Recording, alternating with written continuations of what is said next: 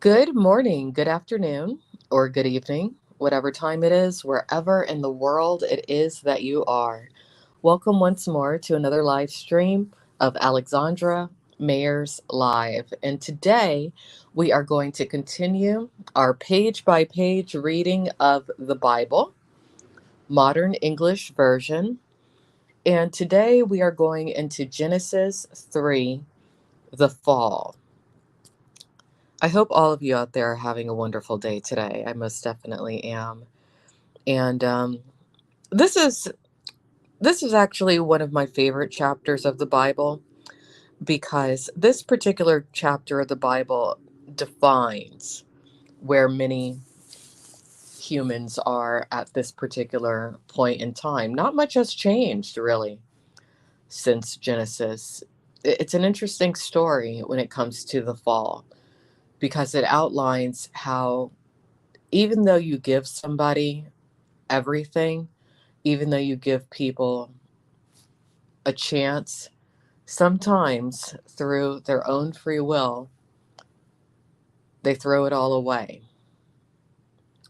And generally out of vanity. Generally, it's out of vanity when that occurs.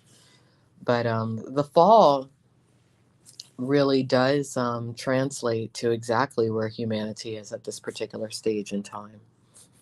So let's go ahead and start reading it. And we might go into Genesis 4 today because I was thinking about how long it would take for me to get through the Bible if I were to just do one chapter per day, right? So some days we might do one chapter, another day we might do two or three chapters. It all depends. And if you are someone who walks hand in hand with Jesus Christ, as I do, you are welcome in this chat to contribute to the discussion, the commentary. I do have to ask that those who may father, well, actually, that's the correct term when I think about it, but those of you who may follow other paths that are in opposition to Christianity, um, I must ask that you not participate in this chat. There's many other chats for you to participate in, but this particular chat is specifically for those who follow the Christian faith. Thank you for your understanding on that. So here we go. Genesis 3, the fall. Now, the serpent was more subtle than any beast of the field which the Lord God had made. And he said to the woman, has God said, you shall not eat of any tree of the garden? And the woman said to the serpent, we may eat of the fruit from the trees of the garden, but from the fruit of the tree which is in the midst of the garden, God has said, you will not eat of it, nor will you touch it, or else you will die. Then the serpent said to the woman, you surely will not die. For God knows that on the day you eat of it, your eyes will be opened, and you will be like God, knowing good and evil. When the woman saw that the tree was good for food, that it was pleasing to the eyes, and a tree desirable to make one wise, she took of its fruit and ate. And she gave it to her husband with her, and he ate. Then the eyes of both were opened, and they knew that they were naked. So they sewed fig leaves together and made coverings for themselves. And that's interesting. So, in other words, they lost their innocence. And that's an interesting thought, really, for us in modern day. Would you rather know of everything and be miserable? Or would you rather not know of everything and be lighthearted? It's a very, very interesting thought. He said, I'm sorry, the Lord called to the man and said to him, "Where are you?" He said, "I heard your voice in the garden and was afraid because I was naked, so I hid myself." And he said, "Who told you that you were naked? Have you eaten from the tree of which I commanded you not to eat?" The man said, "The woman whom you gave to be with me, she gave me fruit of the tree, and I ate." And that's interesting too. A lot of people, when they look at the Bible, Genesis, this chapter in particular, a lot of very angry women who, for the most part, don't think properly anyway. They have this impression of Genesis chapter 3 that it's misogynistic and that it's meant to demonize women. I disagree. I don't think you should attach gender to Eve or gender to Adam in this situation. And not at all. From my perspective, Eve was simply very selfish and a fool. And from the start, most likely didn't like Adam very much. That's why she listened to the serpent or the snake. I think that this story could have been told from the perspective of maybe two brothers in a garden or two sisters in a garden, something along those lines, um, as easily as it's been told from the perspective of a man and a woman in a garden. And it still would have been the same. I think it was easier to tell the story having two genders opposed to a singular gender between the two individuals. But Eve was the problem in this situation. Adam was pretty much okay with doing as he was told and following the rules because that was just Adam's nature. Eve was not, and I don't think it had anything to do with her being a woman. I think that was just how she was made. That's my thought on that.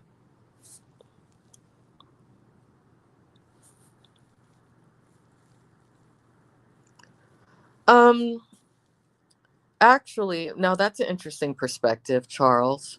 Charles says Eve violated man's law while Adam violated God's law. I feel Eve violated God's law. I don't think that Eve was ever truly subservient to Adam. I know some people like to look at it that way. Again, that's where you get into the misogynistic mindset. And you also get into a mindset where you have a lot of women who want to blame a lot of their troubles and problems on misogyny specifically. But that's just my opinion.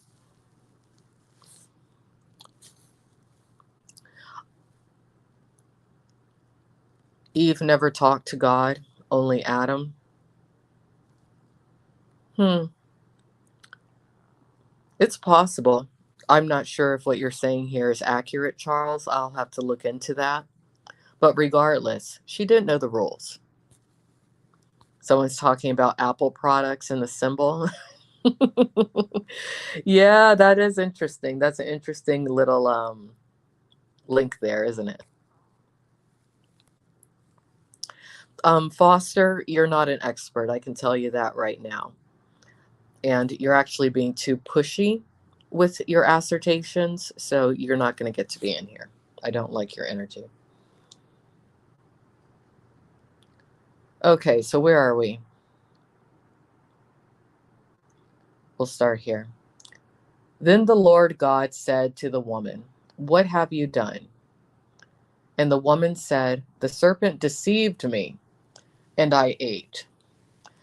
Uh, I wouldn't say the serpent deceived her. I think she heard what she wanted to hear. She knew from the start that you were supposed to follow what God was saying, and she chose not to.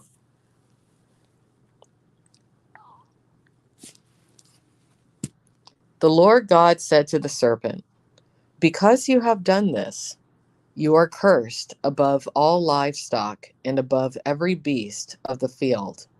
You will go on your belly, and you will eat dust all of the days of your life. I will put I can't even talk, enmity between you and the woman, and between your offspring and her offspring. He will bruise your head, and you will bruise his heel." To the woman he said, "I will greatly multiply your pain in childbirth, and in pain you will bring forth children.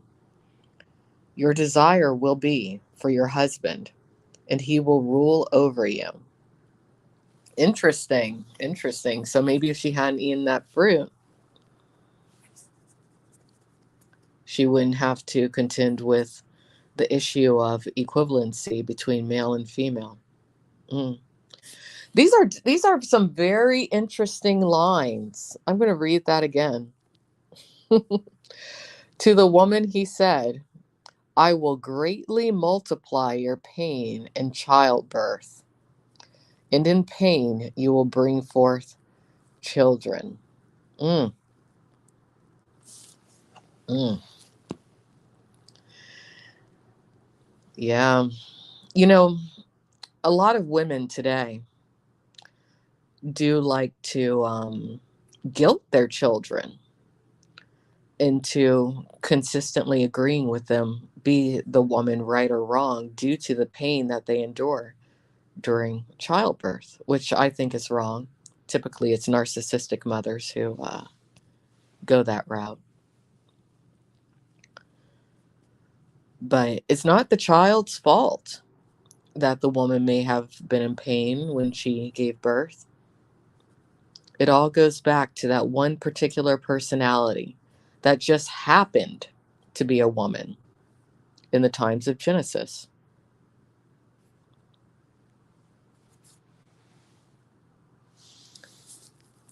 It's very interesting. I mean, if you take the Bible as pure fact, literally, which many people do, then really, if you look at your life and a lot of choices that you make, you really can't fault anything of this earth for much of anything, with the exception of the first woman, which is sad. But, anyways, and to Adam, he said, "Because you have listened to the voice of your wife and have eaten from the tree about which I commanded you, saying, 'You shall not eat of it,' cursed is the ground on account of you. In hard labor you will eat of it all the days of your life. Thorns and thistles it will bring forth for you, and you will eat the plants of the field. By the sweat of your face you will eat bread until you return to the ground, because out of it you were taken. For you are dust, and to dust you will return." The man called his wife's name Eve, because she was the mother of all the living. The Lord God made garments of skin for both Adam and his wife and clothed them. The Lord God said, "The man has become like one of us, knowing good and evil. And now he might reach out his hand and take also from the tree of life and eat and live forever." Therefore, the Lord God sent him out of the Garden of Eden to till the ground from which he was taken. Oh, they shouldn't have eaten that fruit. They should not have eaten that fruit. But that was the test. The Creator wanted to see, what are these two going to do? I think if it had only been Adam, would have been okay. But you couldn't only have Adam unless you were going to create Adam to self-multiply. But this particular Eve, not a fan. I'm not a fan of her. And, I think before we end this, I will go into the element of Lilith because somebody brought that up on the previous installment of Alexandra Mayer's Live Bible reading and commentary. So I figured today is a good day to go into that. So let's finish this up.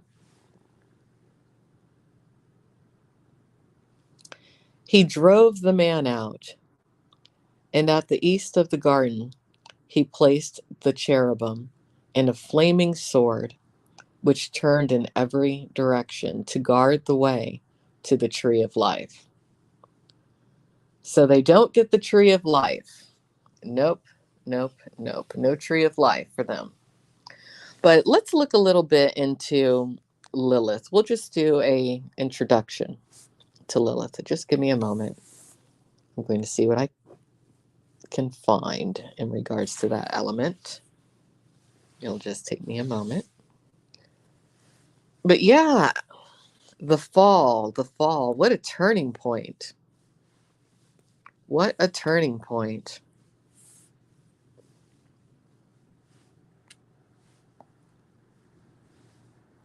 All right, let's see. Lilith.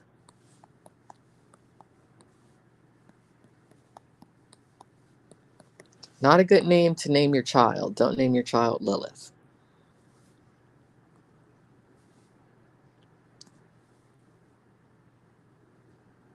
All right, here we are. Something I'm looking at. Resources, finalsite.net. Adam and Eve, the first marriage. What is this? Does this go into Lilith? No, it doesn't.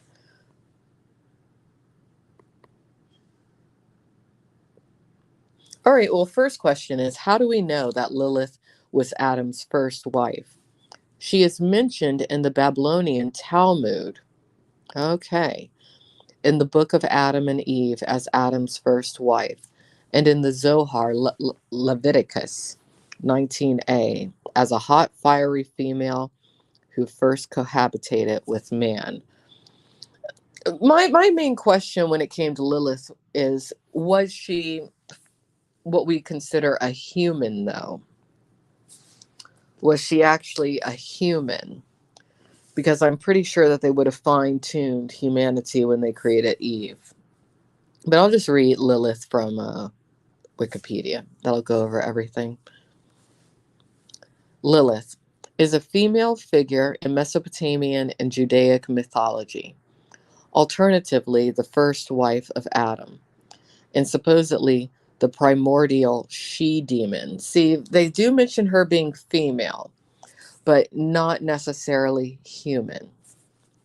Lilith is cited as having been banished from the Garden of Eden for not complying with and obeying Adam. She is, well, neither did Eve, really, when you think about it, because she knew, Eve knew not to eat that fruit. So, from my perspective, neither Eve or Lilith ever fully obeyed, because Adam would have told her, hey, don't eat that fruit. Now, someone in here earlier was saying that Eve never spoke directly to God. I'm not sure about that. In fact, let's Google that right now.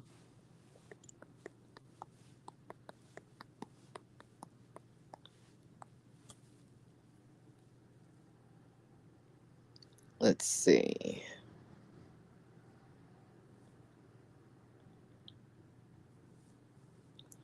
I'm not sure. That's something to look up for the next time. Did Eve ever speak directly to God, or was that only Adam? Because she did speak to the serpent. We know that. Was she not capable of speaking to God? Was she not unable to hear God's voice? Was she unable to pick up that particular frequency as Adam was? Lots of questions there. Lots of questions. Okay. So back to Wikipedia. She is thought to be mentioned in biblical Hebrew in the book of Isaiah, and in late antiquity in Mandean mythology and Jewish mythology, sources from 500 CE onward. All right, so it's mainly the Jewish people who acknowledge Lilith, opposed to Christians. Interesting. Lilith appears in historiolas, incantations incorporating a short mythic story, and various concepts and localities that give partial descriptions of her. She is mentioned in the Babylonian Talmud, okay, as Adam's first wife. All right. The name Lilith stems from Lilu. The Akkadian word Lilu is related to the Hebrew word Lilith, Isaiah 34:14, which is thought to be a night bird by some modern scholars. I see. All right, so Lilith is actually primarily a Jewish character linked to the Talmud. So you'd have to give credibility completely to the Talmud in order to give credibility to the existence of Lilith. And that's your choice out there. That's your choice. Now, do we want to get into Cain and Abel today? Do we want to get into Cain and Abel? I don't think so, because we talked about quite a bit today. We talked about quite a bit. So I do appreciate some of you who are in the chat today, others who felt the need to try to take over this live stream. You are not appreciated. But time for me to get on with my day, and well, actually it's nighttime now. And tomorrow we will pick up with Cain and Abel. But yeah, the fall. The fall is, I'd say, one of my favorite instances of Genesis. I suppose it is because on a daily basis, considering how I live my life, I often see people routinely fall over and over and over again. People not appreciating what they have, people thinking that they're smarter than they are, people who simply don't acknowledge that God is real and watching every single move you make and every word you say. So take care, everyone. Have a good day or a good night, whatever time it is, wherever in the world it is that you are.